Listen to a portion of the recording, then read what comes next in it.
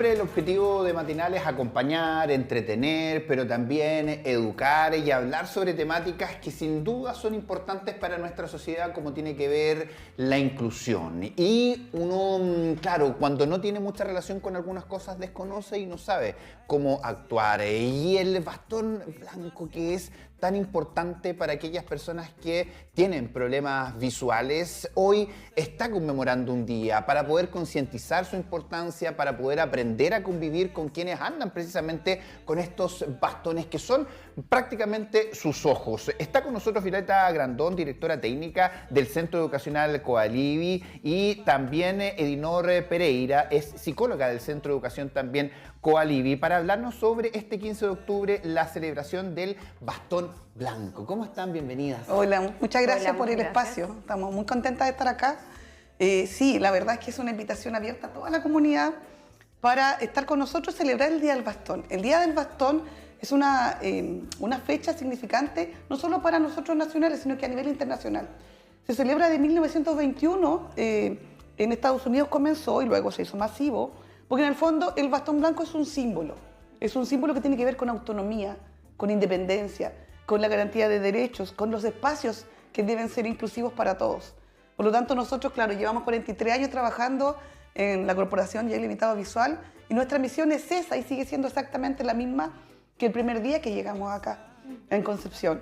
Por lo tanto, lo que más queremos es concientizar, abrir espacios, ojalá botar algunos prejuicios también por ahí y fundamentalmente detenernos en el punto de que las limitaciones no solamente están en la condición visual, sino más bien en el entorno. Sí, creo que esa es la clave y me gustaría preguntarte también en el aspecto psicológico, Edinor, de aquello, cómo las barreras muchas veces de la inclusión no las tienen las personas que viven con alguna discapacidad, en este caso la discapacidad visual, sino que la tiene el resto, la sociedad, la tenemos nosotros, que vamos poniendo obstáculos, que nosotros mismos también nos vamos alejando muchas veces, también por lo que decía Lucho, el desconocimiento, la ignorancia, todos somos ignorantes en alguna materia, pero genera también esa distancia muchas veces.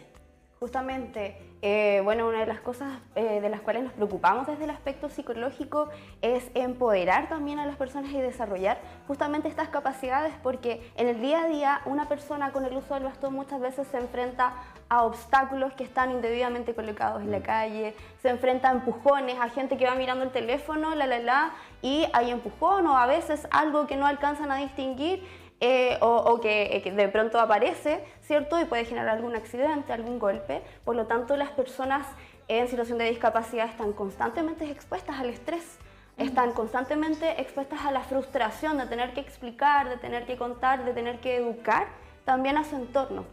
Es qué increíble cómo esa autonomía finalmente, cuando les falta a todos nosotros, se hace mucho más compleja, y lo mismo pasa para las personas con problemas visuales. Recuerdo, no sé si fue este año o el año pasado, mostramos el caso de a una persona en pleno centro de Concepción que cayó uno de los hoyos que hay en las orillas, porque iba orillando precisamente su caminata, se cae a uno de estos hoyos, nosotros lo mostramos, lo contamos. Él afortunadamente estaba bien, pero se había roto su bastón.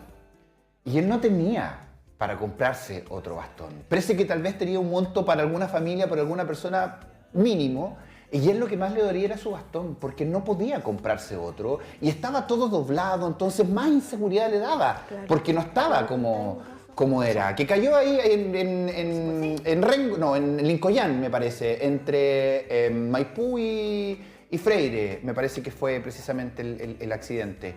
Pero esa angustia de la persona de no poder comprarse otro bastón y tener uno en mal estado, le era complicado para continuar en su día a día. ¿Cómo se vive eso?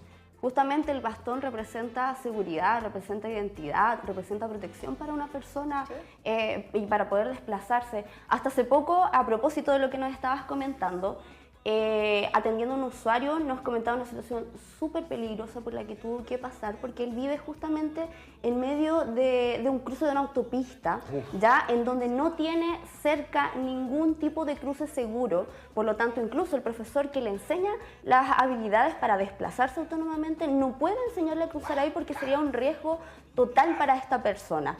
ya siempre lo hace acompañado y justamente andando con una persona que cruzan, en definitiva tienen que mirar, esperar a que no pase un vehículo, los pasó a llevar una moto y la moto le agarró el bastón y le dobló el bastón. Y esto pasó, qué sé yo, la semana pasada, antepasada, hace no mucho.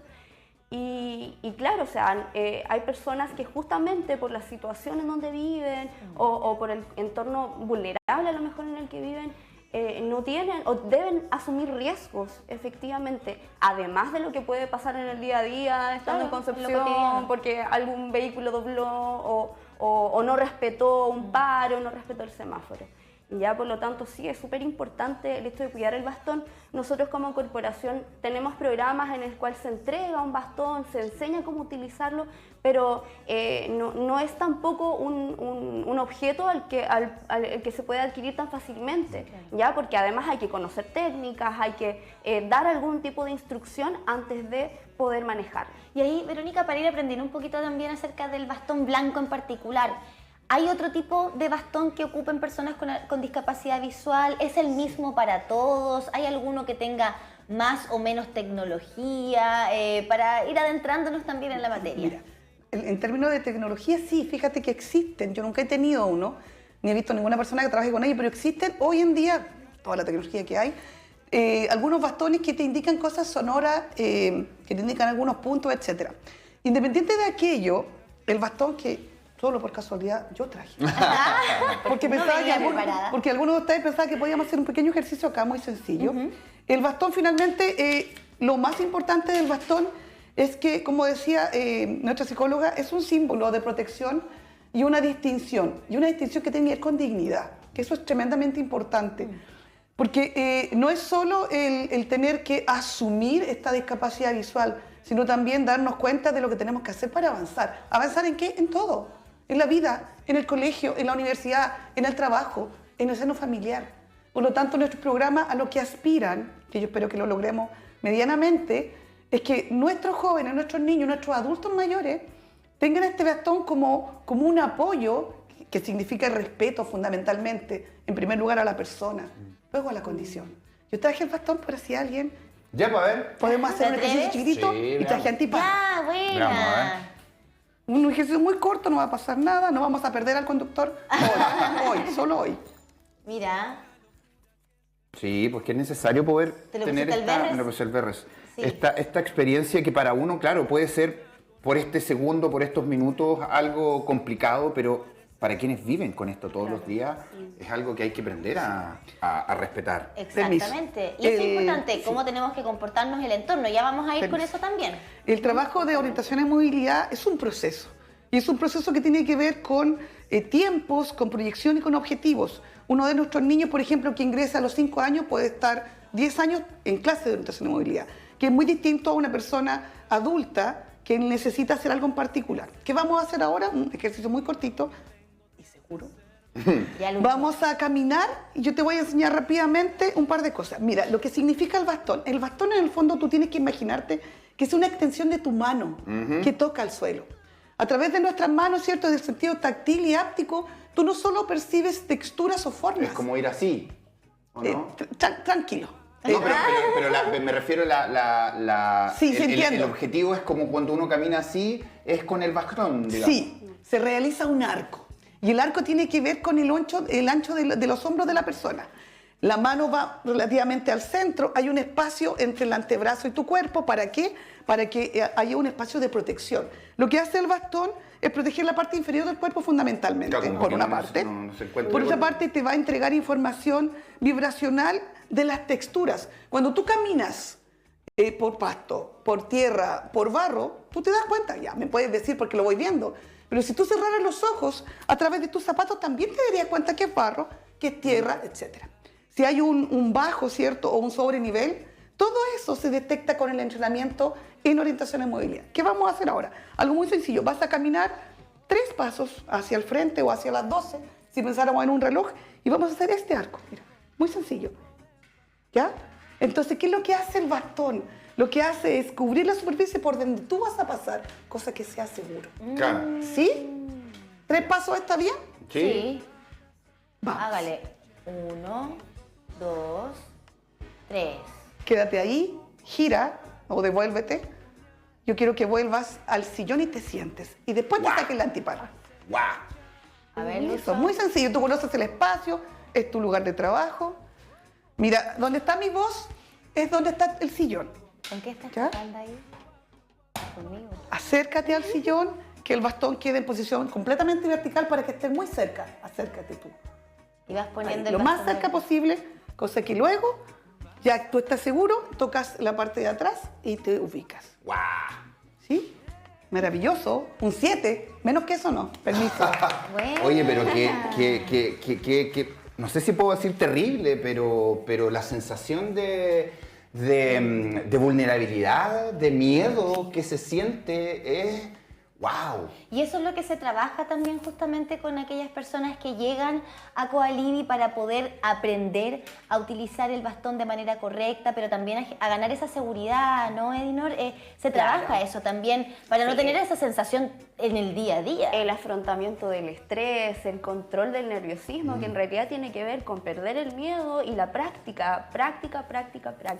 Hay gente que por cualidades propias no tiene tanto temor o se atreve nada más, pero hay gente que vive su proceso de manera más lenta, de a poco, paulatinamente, y todos esos procesos son por supuesto totalmente respetables, porque no es algo que de alguna forma nosotros digamos, no, aquí hay que cumplir con este objetivo.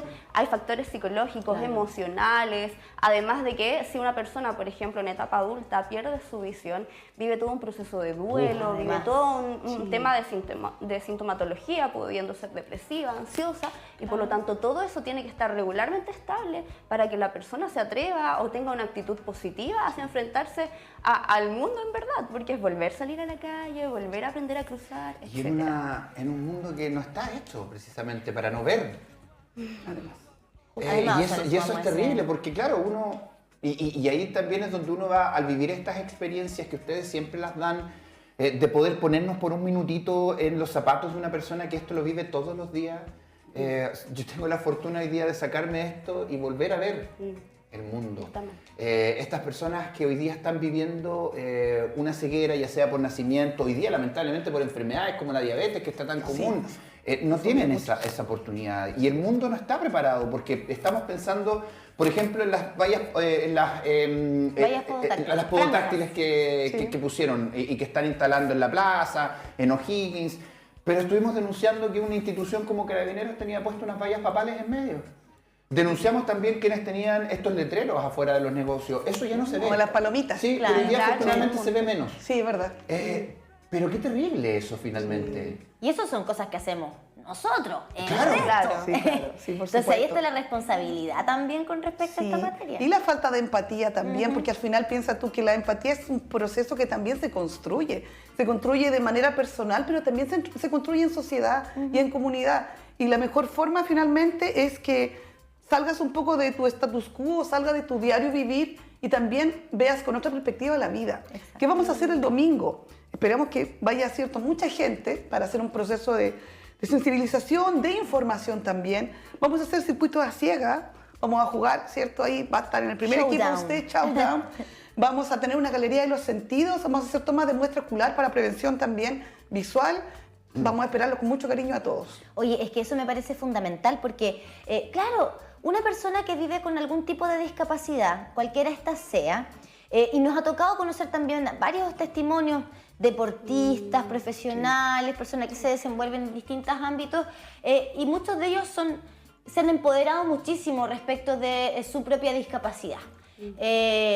Lo lamentable es cuando el resto de la sociedad no se suma a ese empoderamiento por falta de empatía, por muchas veces dejación, por, no sé, por pensar que uno es indestructible y que a uno nunca le va a pasar.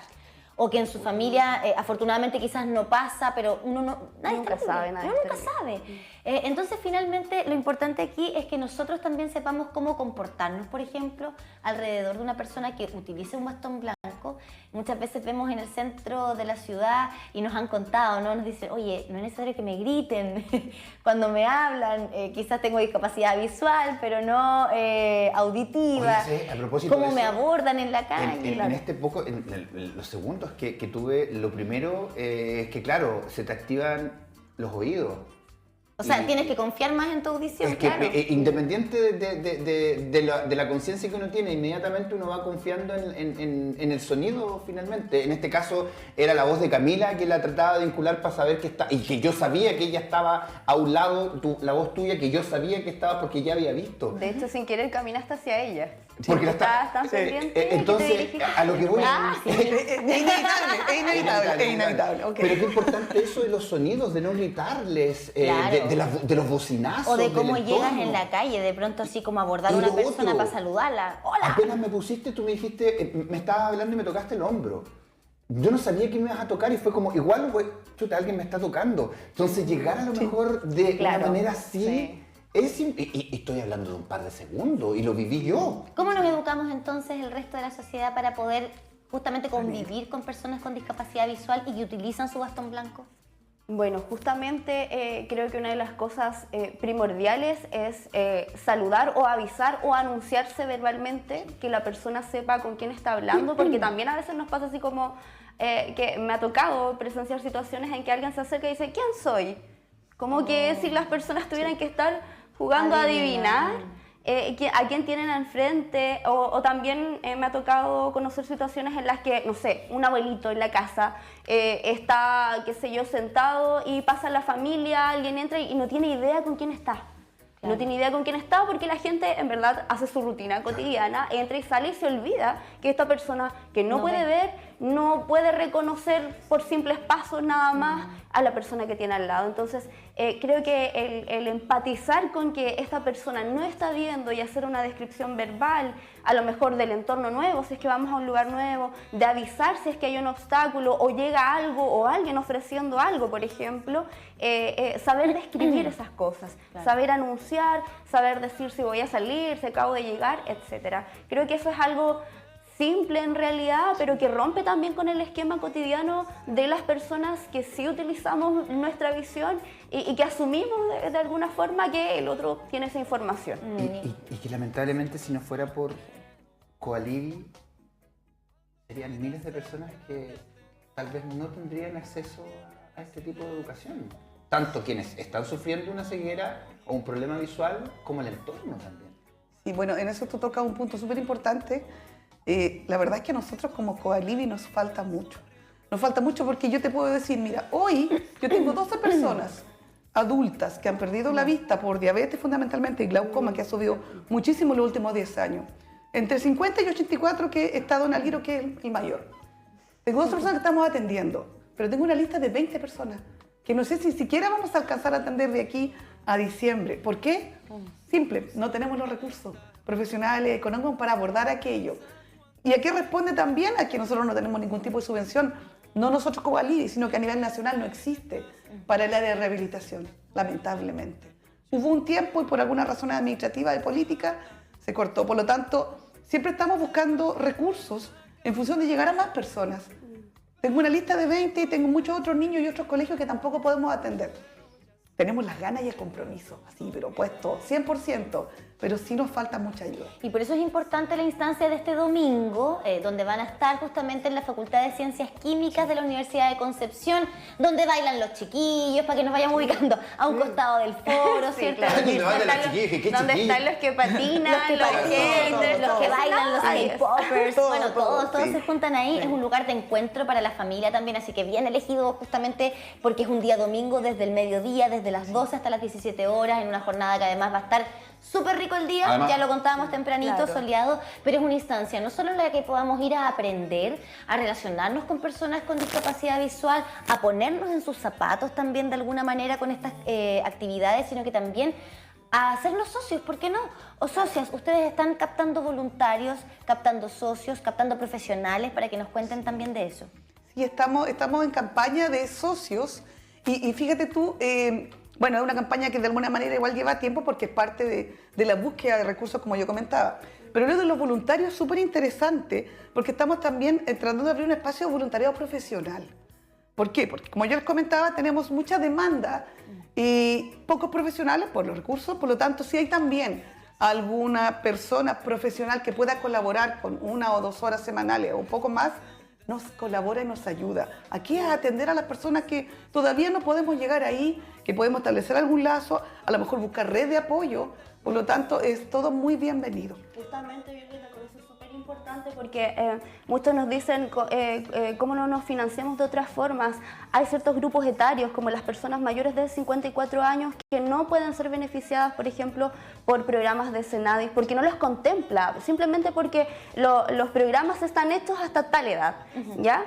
Entonces atendemos a un grupo súper importante de estas 12 personas que mencionaba Violeta, que son personas adultas mayores que muchas veces están en sus casas, viviendo solos y solas inclusive. Por lo tanto, el apoyo que nosotros damos ahí es súper fundamental. Tenemos casos que realmente hay gente que nos necesita mucho. Por lo tanto, contar con los profesionales para abordar, porque muchas veces implica salir a los domicilios, es muy, muy, muy importante. Sí, y además de los profesionales físicos, a lo mejor que nos enseñen todo esto, el tema de salud mental también, porque, o sea, hay un tema, sin duda para los papás, por ejemplo, que tienen un niño que nace a lo mejor con un problema visual. Pero ese niño nunca ha tenido la posibilidad de saber la diferencia entre ver o no ver.